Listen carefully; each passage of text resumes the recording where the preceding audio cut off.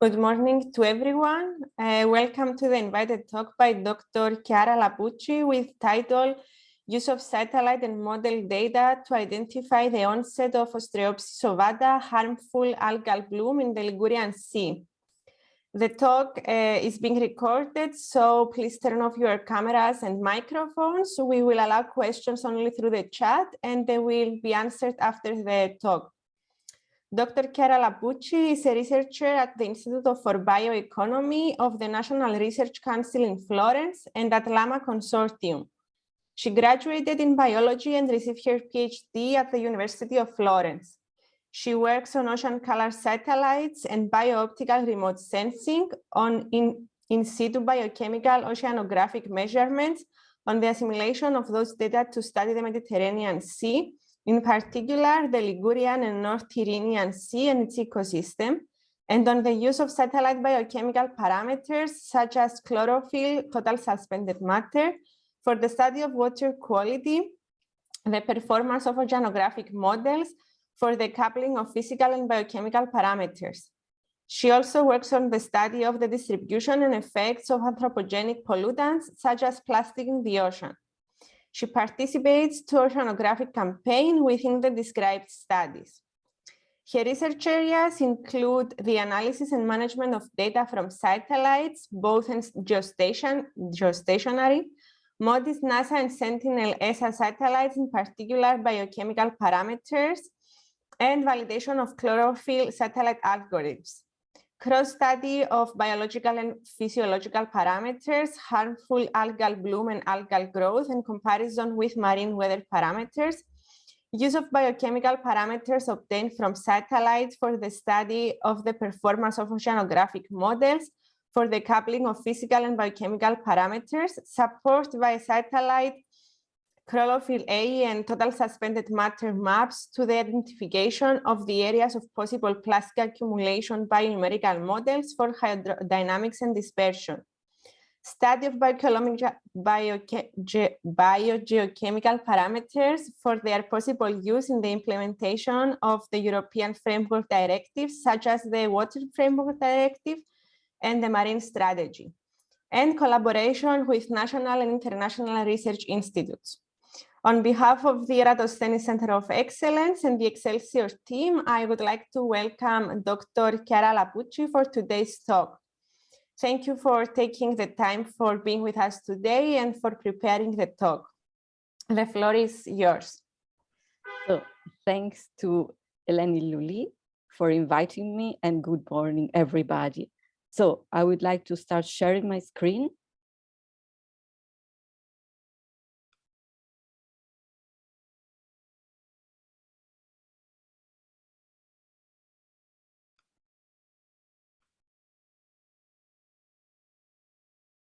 So can you see my screen?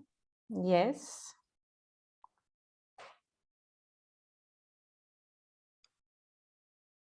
Perfect. Okay. So Dr. Lee already presented me, so I will just say that the title of my presentation is this, and it is about the use of satellite and model to identify the onset of Ostreopsis ovata, harmful algal bloom in the Ligurian Sea. So I am here because Eleni and me are together in the Women in Copernicus project, who wants to give a voice and a face to the women who work with Copernicus.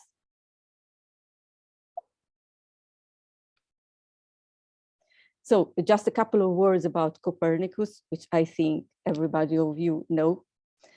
Copernicus is the European Union's Earth Observation Program, and it works on satellite Earth observation and in situ non-space data, providing data for the study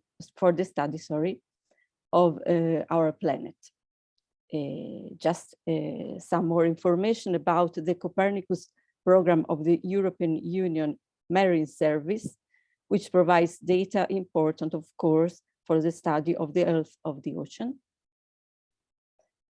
So some words about water quality. Water quality monitoring is very important for protecting the marine environment.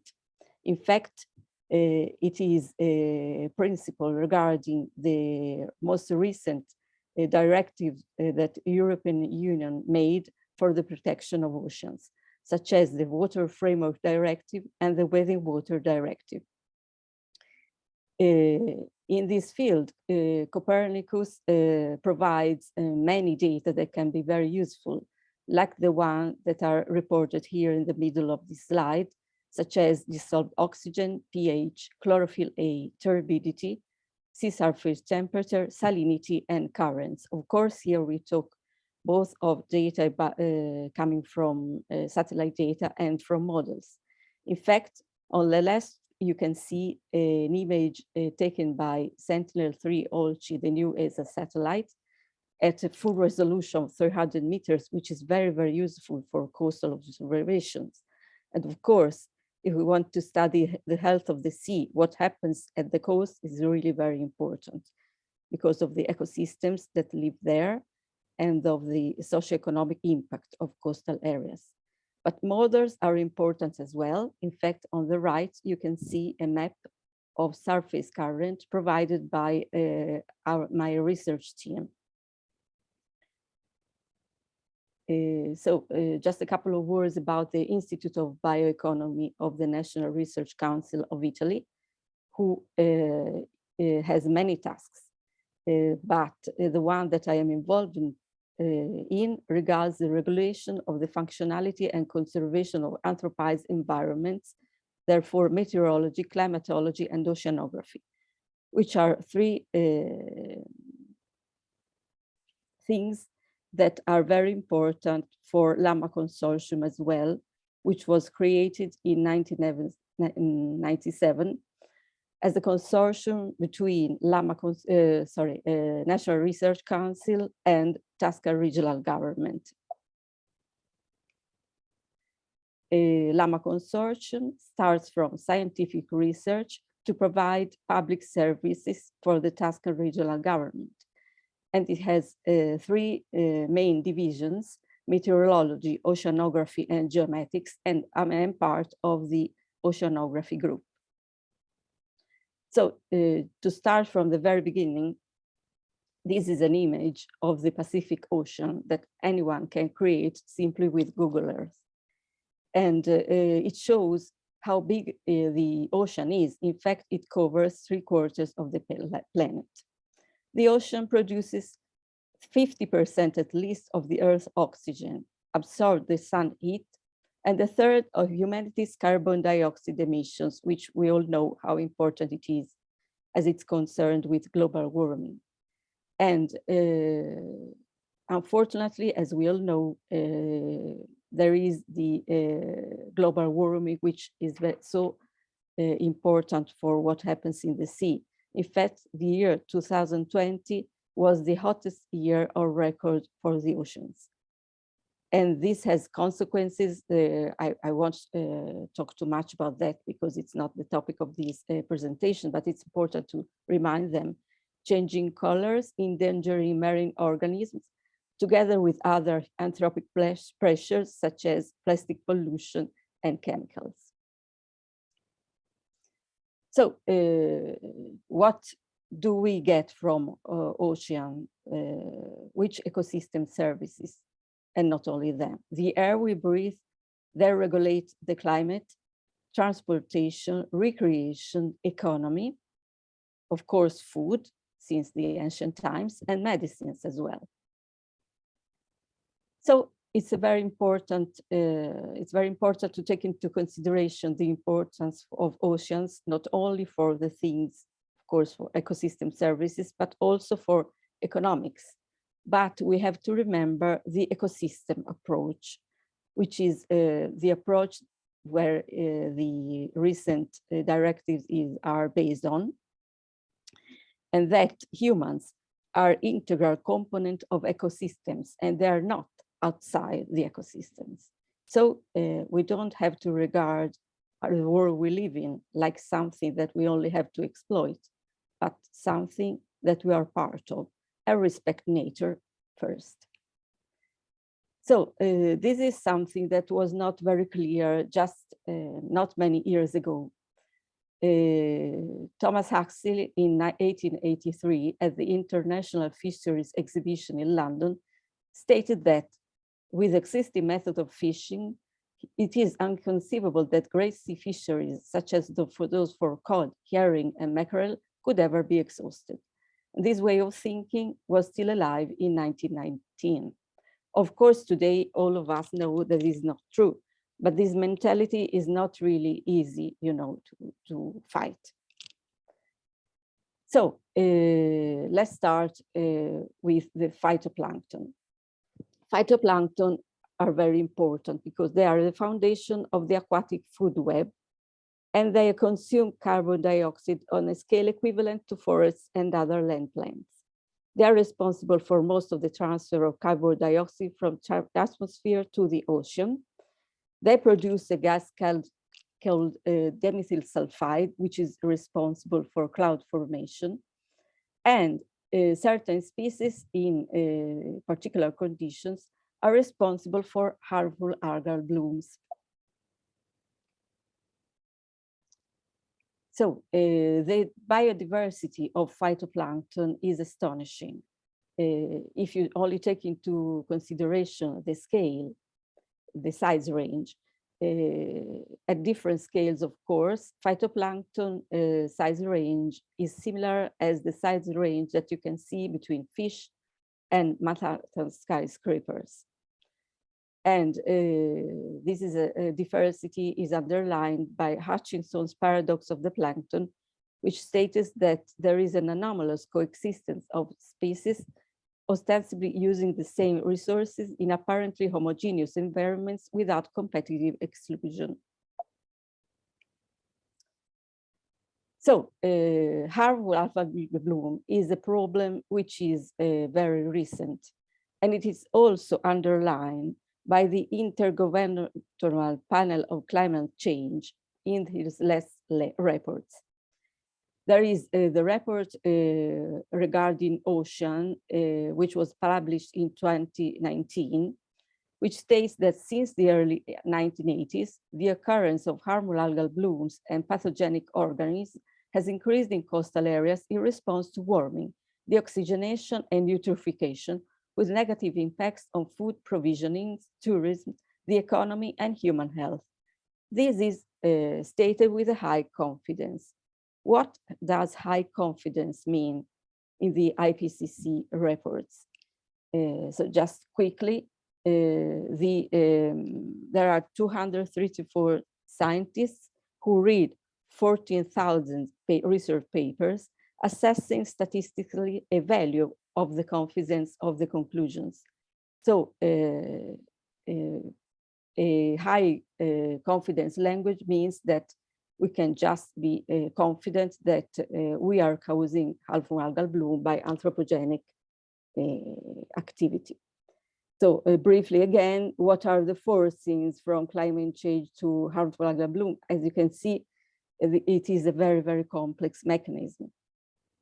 So what is Ostreopsis ovata, which is the species that we are studying? It is a unicellular alga of the dinoflagellate group, and it grows in on macroalgae or rocky bottoms, so it is benthic. It prefers calm waters, produces toxins, and it is autotrophic and optionally heterotrophic. And the heterotrophic behavior is poorly understood yet. It is typical of tropical seas, but in the last year, it adapted in Mediterranean coasts, probably introduced by means of ballast waters. And of course, it has found proper characteristics to thrive in our waters as well. The first blooms in Ligurian North Tyrrhenian Sea occurred in the late 90s. So just a curiosity about the heterotrophic behavior. This species is able to organize in specific conditions, of course, creating mucilaginous structures like a web, and it is able to attack a nematode and eat it, just like a spider does with its web. So what does a bloom do? Of course, we know what a bloom is. It's a production of an elevated number of cells. And Ostreopsis in this production produces also a paleotoxin, which is noxious both for marine organisms and for humans. As you can see, they produce a substance that is attached to the bottom or also floats at the surface with the cells and the toxin that they produce. And as a consequence, we can see that sea urchins lose their spines, starfish lose their arms, and humans develop symptoms such as rash and fever.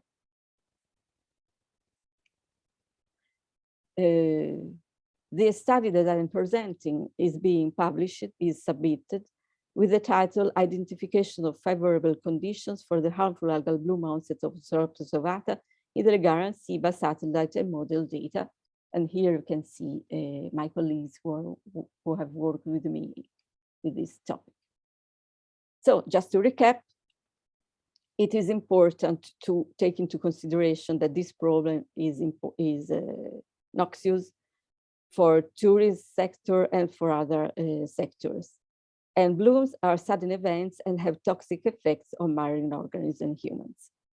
We wanted to understand if it is possible to find relationships from standard reference data, such as Copernicus satellite data models as proxies, which in perspective allow to predict the onset of favorable conditions for Ostreopsis of harmful algal bloom.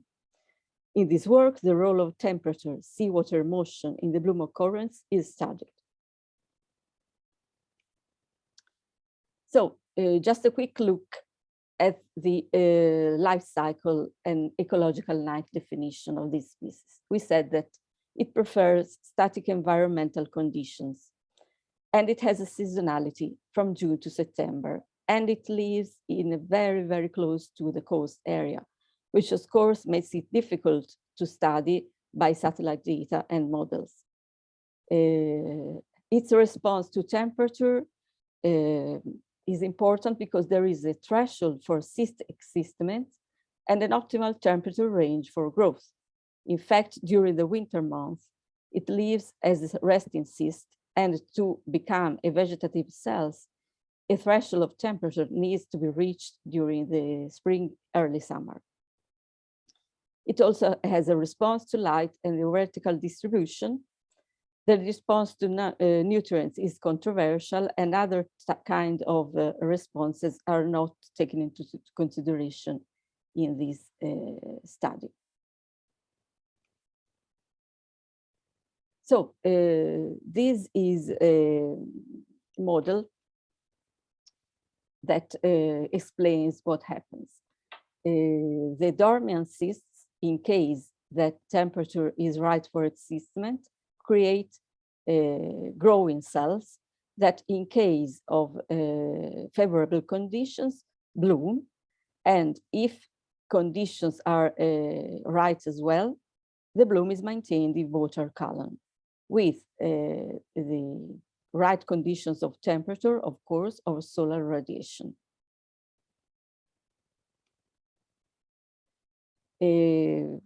This is the general model, but here we are studying water motion necessary to remove cells from the substrate, followed by days of stable high atmospheric pressure and sea surface temperature above or equal 25 degrees as the cause of possible bloom onset, because these are two elements that can be studied both by satellite and models.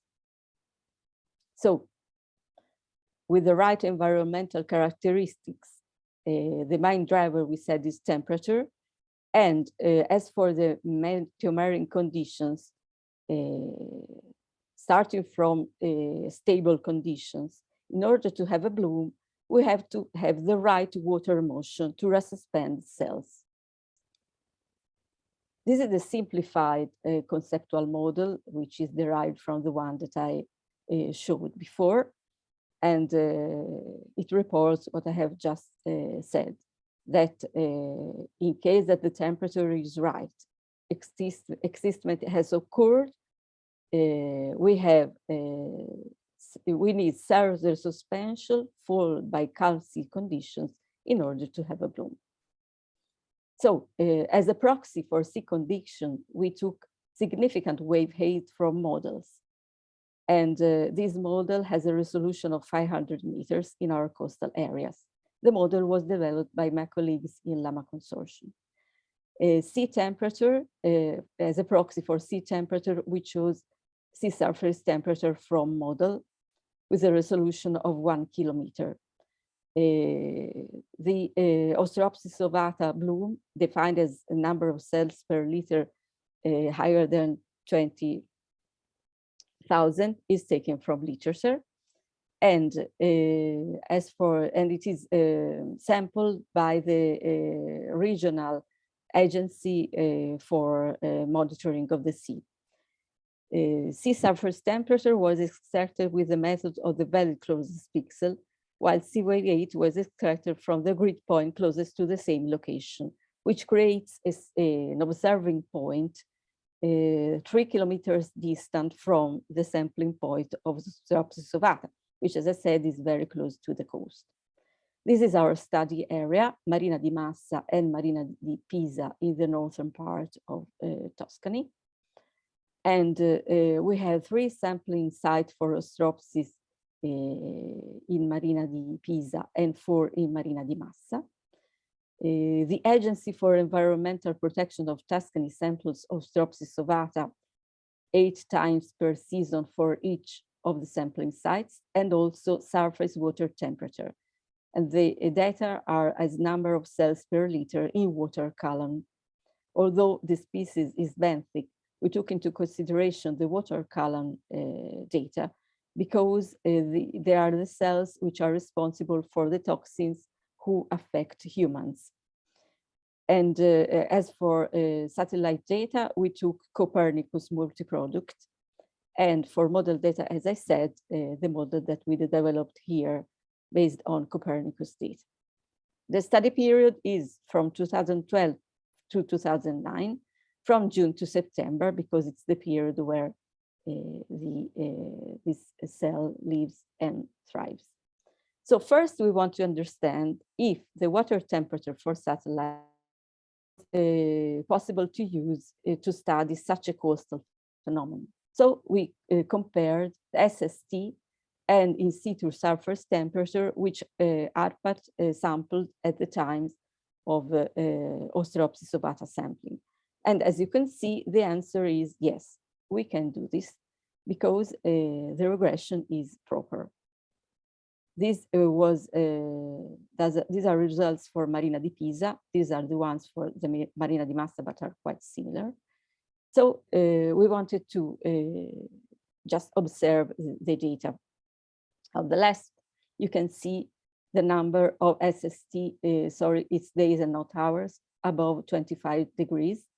And on the right, you can see the number of cells per liter above the threshold, so the number of blooms. And in Marina di Pisa, in the years taken into consideration, you can see that in 2014, we have a very, very low number of days with temperature above threshold and no bloom. So of course, we are only looking at one side of the problems, but this is very confident to let us say that temperature is very, very important. With our model, we said that at the beginning of the season, temperature has an important role. And you can see this here because if we compare the Copernicus SST versus cells per liter per sampling day at the beginning of the season in June, we can see that the regression is high. And so this is important as well to validate our model. So what about the role of significant wave height of water motion?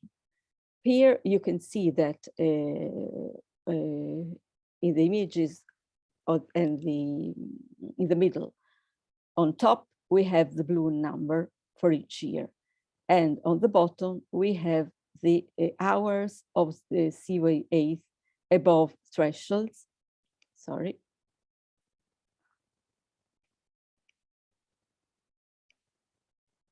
Above thresholds for the period and the years taken into consideration. And we can see that as the highest number of blooms in Marina di Pisa occurred in 2012 and 2017, which correspond to the 2 years where we had the highest number of hours above the threshold that we defined. And as a confirm of this, in 2019, we had no bloom and the lowest number of COE above threshold. So we developed a model on that, which considered that a short period with high energetic wave-induced hydrodynamics is necessary to promote the bloom.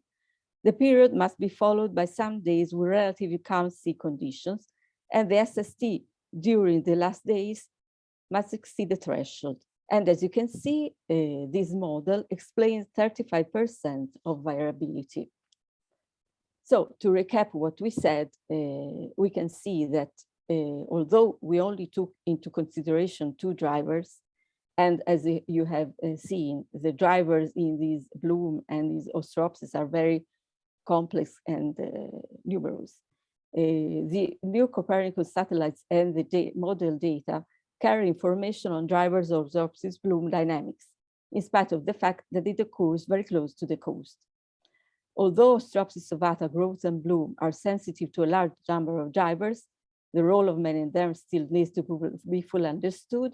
Temperature and seawater motion are able to explain the main patterns, at least 35% of variability. So in perspective, it will be possible to build a model predicting favorable conditions for Ostreopsis ovata bloom, based on Copernicus data from satellite and models, after having clarified the role of other drivers.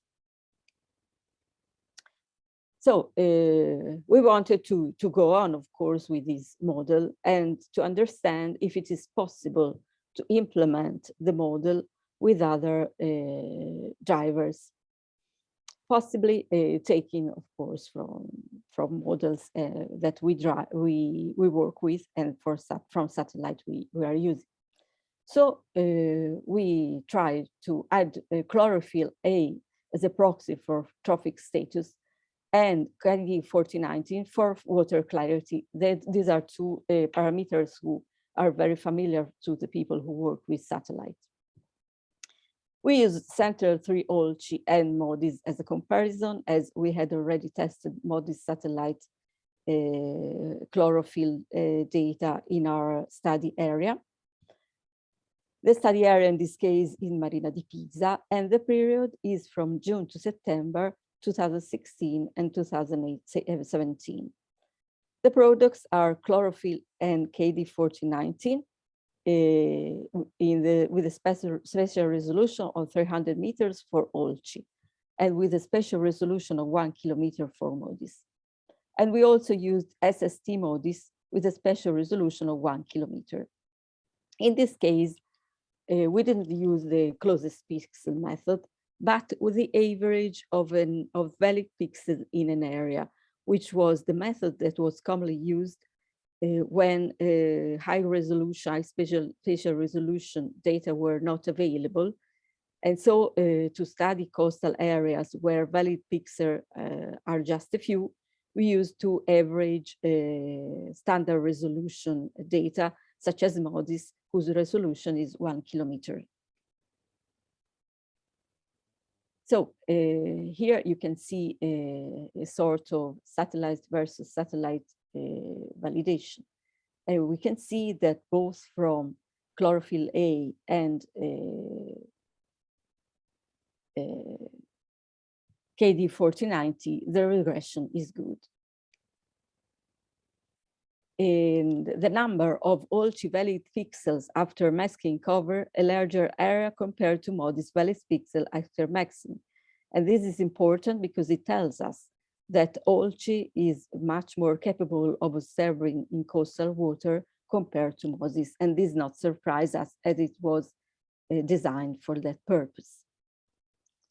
So using these data, so let me remind you, they are averaged on an area, and building thresholds from climatologists for Maris and climatologists for Modis and local observations, we defined for 2016 and 2017 which data were above or under threshold. And as you can see, on the bottom, you can see the number of Ostreopsis ovata cells per liter, that when this number is means that there is a bloom, all the other parameters, almost in all cases, are above threshold. So we are going on with this study as we took into consideration, in this case, Olchi full resolution data and one of the Copernicus products, a multi-satellite product at 1 kilometer resolution, which is also built with Olchi, but also with Modis and Beers. In this case, we used the method of the closest pixel. The thresholds were taken from Copernicus, in case of Copernicus, from climatologists, and in case of Olchi, from Maris climatologists, as this sensor is in continuity with Maris. Statistics is closest pixel, and we wanted to estimate the number of days above threshold during a few days, let's say 3, but we made many tests, before sampling days, and the percentage of increase, which was valid, of course, only if it was above a certain level. So this table shows in colors the blooms and the cases where the percentage is valid. So when there is effectively an increase. And we can see that with the Copernicus multi-product method is able to detect favorable conditions for bloom in 1/14 cases. Only 2 false positives over 18 no bloom cases were detected. And in case of Olchi, method is able to detect favorable conditions for bloom in 9/14 cases, including 3 no data and 1 false negative, and 4 false positive over 18 no bloom cases were detected. So this is all for me. Thanks for your attention. Thank you, Dr. Lapucci, for the presentation and the talk. Do we have any questions? If so, please, you can also either raise your hand if you want to address the question, or type it in the chat. Let's give some minutes for questions.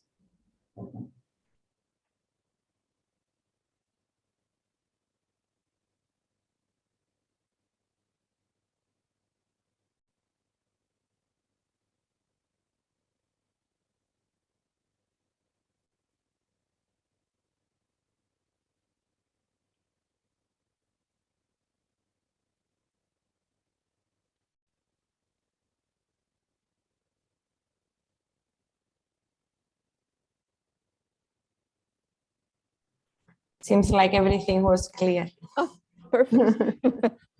Anyway, I wrote my email. Oh.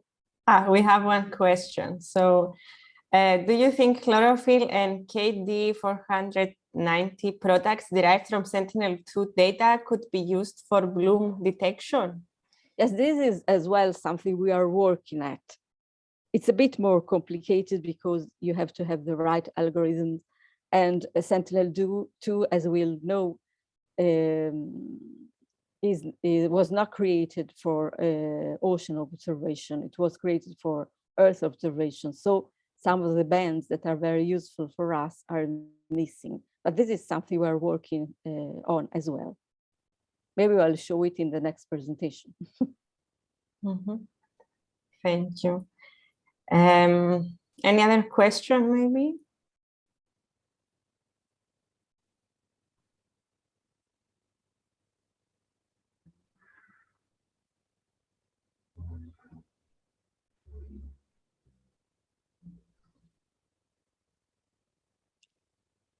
I think that's on. Okay. Okay, so thank you again, Dr. Lapucci, for today's talk, and also thank you to all the participants for joining us. We will be sharing the recorded video with you later on today or tomorrow, and we will inform you about our upcoming invited talks via email. That was the last invited talk for 2021, so we will proceed with our invited talks next year. So wishing to everyone happy holidays and enjoy the rest of the day. Thank you. Thank you for inviting me. Thank Thanks, you. everybody. Bye. Bye.